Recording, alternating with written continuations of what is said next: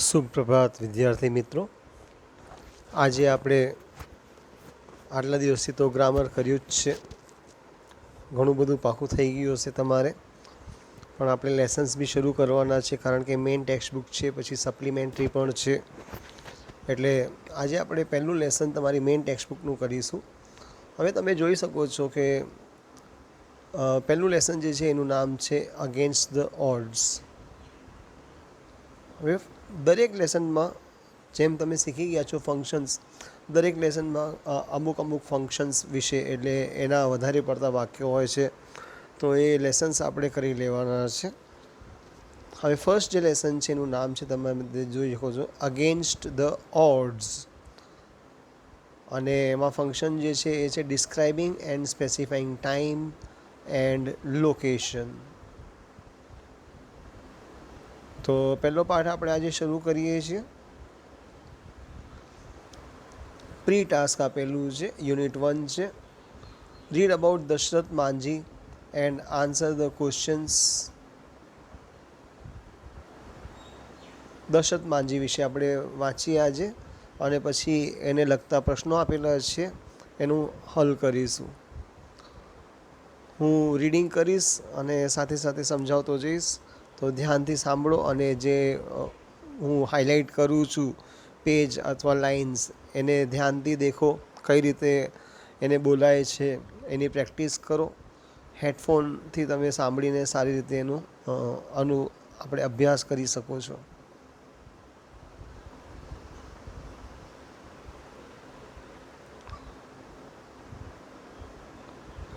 Dashrath Manji ran away from his home at a young age and worked at Dhanbad's coal mines. પહેલું વાક્ય આ છે, દશરથ માંજી પોતાના ઘરેથી ભાગી જાય છે યુવાન ઉંમરે, અને ધનબાદની કોલ માઇન એટલે કે ખાણ કહેવાય આપણે, ખાણ એટલે કોલસાની જે ખાણ છે એ, ત્યાં જઈને કામ કરે છે. He return to his village, એ પોતાના ગામમાં પાછો ફરે છે. ટુક અપ વર્ક, કામ કરે છે. એન્ડ મેરિડ ફાલ્ગુની દેવી, અને ફાલ્ગુની દેવીને પરણે છે. While crossing Gehlour hills to bring him lunch. Gehlour hills એટલે આપણે ડુંગર કહીએ. ગેહલોર ડુંગરો પાર કરતી વખતે જ્યારે તેને જમવા માટે લઈ આવે છે બપોરનું, Falguni slipped and seriously injured herself. Falguni લપસી જાય છે અને પોતાને સિરિયસલી ઇન્જર્ડ એટલે કે એને જખમ થાય છે, ઘાવ થાય છે. They could not reach her to the nearby hospital. હવે ત્યાંથી તેને હોસ્પિટલમાં લઈ જવા શકાતું નથી, કારણ કે because there was no straight access to the town. Access એટલે ત્યાં પહોંચી શકીએ એવું કશું હતું નહીં. ગામ છે એટલે આવવા જવાની સુવિધા નથી. કન્વેયન્સ આપણે કહીએ, વ્હીકલ્સ કે ટ્રાન્સપોર્ટેશન, એવી કોઈ સુવિધા ત્યાં નથી. સ્ટ્રેટ એક્સેસ એટલે કે ડાયરેક્ટ એક્સેસ નથી, ડાયરેક્ટલી ત્યાં પહોંચી શકાતું નથી. And which eventually lead to her death, જેના કારણે એનું છેલ્લે મૃત્યુ થાય છે. ઇવેન્ચ્યુઅલી એટલે છેલ્લે, અંતે. Manjhi was deeply disturbed and that very night decided to carve a path through the Gehlour hills. હવે માંઝી આનાથી બહુ દુઃખી થાય છે, આઘાત લાગે છે એને, અને તે જ રાત્રે તે નક્કી કરે છે કે ગેલોર હિલ્સની વચ્ચેથી એક રસ્તો બનાવશે, કારણ કે તેની પત્ની ગુજરી ગઈ હતી રસ્તો ન હોવાના કારણે. તો એ નક્કી કરે છે કે હવે હું આનામાં ડુંગરની વચ્ચેથી રસ્તો બનાવીશ, સો દેટ, જેનાથી his village could have easier access two medical services. જેનાથી મેડિકલ સર્વિસ એટલે કે ડૉક્ટર્સ, હોસ્પિટલ્સ, મેડિકલ ફેસિલિટીઝ અને એ બધું સંભવ મળી શકે એ લોકોને, એ લોકો ત્યાં પહોંચી શકે રસ્તો હોય તો. હી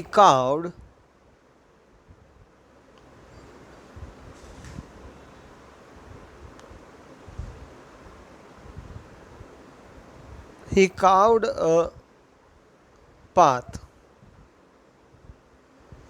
360 feet long, 25 feet deep in places and 30 feet wide to form a road through the rocks in Gellor Hills.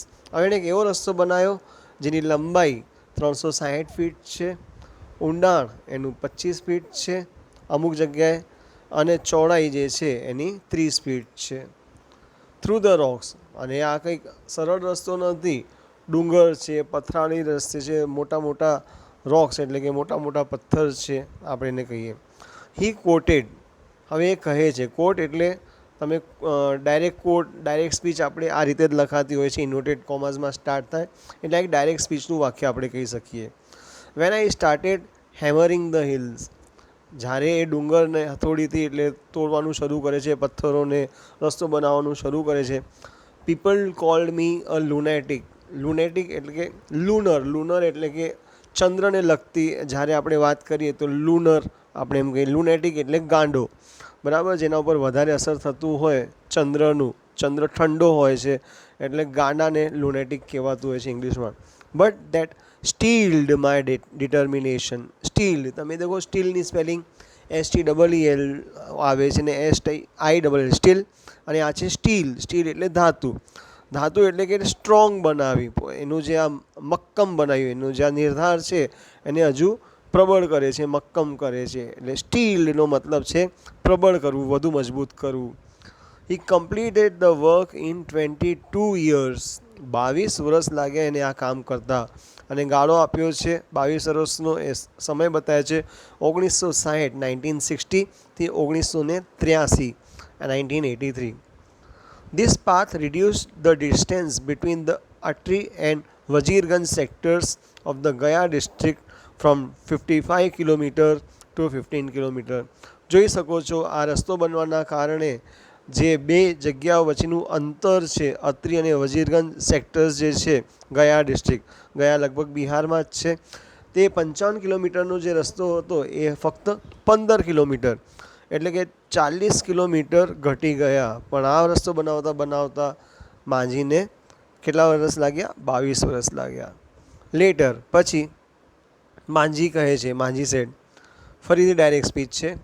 ધો મોસ્ટ વિલેજર્સ ટોન્ટેડ મી એટ ફર્સ્ટનો મતલબ છે એને આપણે કહીએ છીએ એને ગાંડો કહે છે, ટોન્ટ મારે છે, એને તારાથી કશું થાય નહીં, હસી મજાક ઉડાવે છે, એને ટોન્ટેડ કહેવાય છે. There were quite a few who lent me support later by giving me food and helping me by my tools. હવે ઘણા લોકો તો એનો તિરસ્કાર કરે છે, હવે એને ગાંડો કહે છે, સપોર્ટ નથી કરતા એને, પણ ઘણા ખરા પણ એવા હતા, ક્વાઇટ અ ફ્યુનો ઘણા ખરા નહીં પણ થોડા હતા એવા, a few who લેન્ટ me support, જે એને સપોર્ટ આપે છે, ટેકો આપે છે. અને લેટર એટલે પછી એને ખાવાનું આપે છે, એને ઓજાર ખરીદવા માટે મદદ કરે છે, પૈસા આપે છે, ગમે તે રીતે એને મદદ કરે છે. ઘણા બધા એને ના પાડે છે, એને ગાંડો કહે છે, પણ અમુક લોકો એને મદદ કરે છે. ફોર હિઝ અચીવમેન્ટ એટલે આ સિદ્ધિ જે આ હાસિલ કરે છે, Manjhi became popularly known as a mountain man. તો માંઝીનું નામ પડી ગયું mountain man. His name was also proposed by the Bihar government. હવે એનું નામ પ્રસ્તાવિત કરવામાં આવે છે બિહાર ગવર્મેન્ટ દ્વારા, બિહારની સરકાર દ્વારા પદ્મશ્રી એવોર્ડ માટે 2006માં, Padmashri award in 2006. When a movie on his life was announced, જ્યારે એના જીવન ચરિત્ર ઉપર એક ફિલ્મ બનાવવાની છે, એક ચલચિત્ર બનાવવાનું છે. Manjhi was on his death bed, પણ આપણે કહીએ નસીબ સારું નથી, અથવા એને જીવનનો અંત હોય છે એટલે કે મરણ પથારીએ પડેલો છે. હી put his થમ impression on an agreement. તો એ શું કરે છે? થમ ઇમ્પ્રેશન એટલે પોતા અંગૂઠાની એક છાપ, એક એગ્રીમેન્ટ એટલે કે કરાર થાય છે. And gave away exclusive rights to make a film on his life, અને અધિકાર આપે છે ફક્ત તે જ વ્યક્તિને જેણે કરાર કર્યો છે કે એના જીવન પર એ પિક્ચર બનાવી શકે. The mountain man was given a state funeral by the government of Bihar. બિહારની સરકાર દ્વારા, રાજ્ય સરકાર દ્વારા એને ફ્યુનરલ એટલે અંતિમ વિધિ, અંતિમ ક્રિયા આપણે કહીએ છીએ એને, was given a state funeral એટલે કોઈ મોટો અધિકારી અથવા રાજ્ય કક્ષાએ એને અંતિમ વિદાય આપવામાં આવે છે. જે રીતે તમે દેખો કે આપણા સૈનિકો મરી જતા હોય કે મોટા લોકો મરી જતા હોય છે તો ઝંડો એ અડધી કાઠીએ હોય છે, પછી તો બંદૂકોનું એને સલામી આપવામાં આવે છે. એ રીતે એને એક માન સન્માનપૂર્વક અંતિમ વિદાય આપવામાં આવી. Are you moved and impressed by Dashrath's great deed? હવે પૂછે છે કે તમે આના જે કામ છે એમાંથી તમે ઇમ્પ્રેસ થયા, તમારા પર એનો પ્રભાવ પડ્યો? Write a message 30 words in memory of this mountain man. You can begin like this. એટલે કે ટૂંક નોંધ જેવું આપણે કહી શકીએ, નાની ટૂંક નોંધ, બ્રીફ. 30 શબ્દોમાં એના માટે કંઈક લખવાનું છે. O dear Dashrath, we salute you because. એટલે આ શોર્ટ નોટ એવી છે કે આપણે એના માટે અમુક સારા વાક્યો, એની પ્રશંસા કરતા હોઈએ એ રીતે લખવાના છે. હવે આ તો બીજો પ્રશ્ન હતો. પહેલો પ્રશ્ન અહીંયા જોઈ શકીએ છીએ, MCQ ટાઈપ છે. ફકરામાંથી જે તે તમને પ્રશ્નો પૂછાતા હોય છે, ફકરો આપેલો હોય છે અને પ્રશ્ન પૂછાતા હોય છે. ક્વેશ્ચન છે પહેલું, દશરથ લોસ્ટ હિઝ વાઇફ. દશરથે પોતાની પત્ની ગુમાવી એટલે કે એનું મૃત્યુ થયું. He was terribly disturb. What would Manjhi have told himself that night? એનાથી એને બહુ આઘાત લાગે છે, એનું માઇન્ડ ડિસ્ટર્બ થઈ જાય છે. તો એ રાત્રે પોતાને શું કહેતો હશે? એના 4 વિકલ્પ આપેલા છે. ક્રુઅલ ગોડ ટુક અવે my wife, now I hate God. કે ભગવાને મારી પત્નીને મારી નાખ્યો, મારી પત્નીને મારાથી વિખૂટી પાડી દીધી, લઈ લીધી, એટલે હું એનાથી નફરત કરું છું ભગવાનથી. I must do dharna against the government for pressing them to build a good road from Atri to Wazirganj. એને લાગતું હશે કે અટરીથી વજીરગંજ સુધી રસ્તો બનાવે તો એના સરકાર ઉપર પ્રેશર, દબાણ કરવા માટે ધરના એટલે કે આંદોલન કરશે, ધરણા પર બેસશે, ભૂખ ઉપવાસ કરશે, ભૂખ હડતાલ કરશે એવું.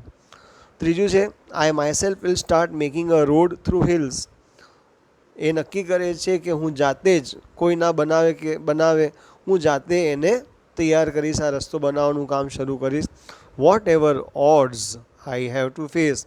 ઓડ્સ એટલે જે પણ વિઘ્નો આવશે, સંઘર્ષ થવું પડશે, ટ્રબલ્સ આવશે, મુશ્કેલીઓ આવશે, એ બધાનો હું સામનો કરીશ, પડકારોનો હું સામનો કરીશ. અને ચોથું છે, I will unite the people of Atri and lead a procession to the authorities. Our demand will be give us road, give us life. હું લોકોને ભેગા કરીશ અને એક જુલુસ કાઢીશ અને અધિકારીઓ સમક્ષ લઈ જઈશ એમને, અને અમારી માંગ હશે કે અમને રસ્તો આપો, એનાથી અમારું જીવનનું રક્ષણ થાય. એટલે રસ્તો આપો, જીવનનું રક્ષણ થાય, ગીવ અસ લાઈફ, અથવા અમારું જીવન ટકે એ રીતે. તો જે રીતે આપણે હમણાં વાંચ્યું તો આનાથી તમને સી ઓપ્શન જે છે, I myself will start making a road through hills, whatever odds I have to face. બીજું તો આપણે હમણાં ડિસ્કસ કર્યું. ત્રીજું જે છે, what inspiration do we get from the people like Manjhi? We should not dash, instead we should dash. કે આપણે એના જીવન પરથી શું પ્રેરણા લઈ શકીએ, અથવા માંજી જેવા વ્યક્તિ આપણને શું પ્રેરણા આપે? વી શુડ નોટ એટલે આપણે શું, આપણે લગભગ બીજા ઉપર ડિપેન્ડ ના કરવું જોઈએ, બીજા ઉપર આધાર ના રાખવો જોઈએ, જાતે જ કામ કરવું જોઈએ. એટલે કે work yourself or ourself, do not depend on others. Instead we should એટલે જે નથી કરવાનું, તો હવે જે કરવાનું છે કે આપણે જાતે મહેનત કરવી જોઈએ, જાતે કોઈ મુશ્કેલીનો હલ કાઢવો જોઈએ. તો ટ્રબલ્સનો જે રસ્તો આપણે જાતે કાઢવો જોઈએ. We should ourselves deal with the problem and take out a solution. એ રીતે આપણે એને કહી શકીએ. તો આ પહેલું પેજ તમને ખ્યાલ આવી ગયો હશે. લેસનનું નામ દશરથ માંજી વિશે જે આપણે વાંચ્યું, પછી એના સવાલ જવાબ આપણે દેખ્યા. આ પહેલું પેજ જે છે તમારું અહીંયા પૂરું થાય છે. હવે સેકન્ડ પેજ પર છે.